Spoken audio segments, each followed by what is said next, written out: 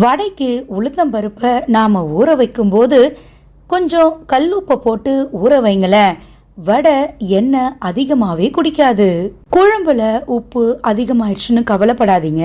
கொஞ்சம் சர்க்கரையை சேர்த்து பாருங்களேன். உப்புடைய அளவு குறைஞ்சு அதோடைய சுவை மாறாமலே இருக்குங்க. எந்த வகை குழம்பு நாம வச்சாலும் கடலை மாவை தனியா நல்லா கரைச்சு அதுக்கப்புறம் அந்த குழம்புல சேருங்களேன்.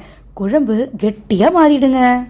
எலுமிச்சம் ஊறுகாய் போடுவதற்கு முன்னாடி கொதிக்கிற வெந்நீர்ல 1 ஸ்பூன் சர்க்கரையை போட்டு கலக்கிட்டு எல்லா பழங்களையும் போட்டு மூடி வச்சுட்டு ஒரு 10 நிமிஷம் கழிச்சு எடுத்துக்கோங்க. அதுக்கப்புறம் நீங்க எலுமிச்சங்காயை நறுக்கி ஊறுகாய் போட்டீங்கன்னா அதை நீங்க மறுநாளே பயன்படுத்தலாங்க.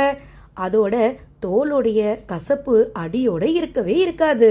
வடைக்கு உளுத்தம்பருப்பை நாம ஊற வைக்கும் போது கொஞ்சம் கல்லுப்பை போட்டு ஊற வைங்களேன்.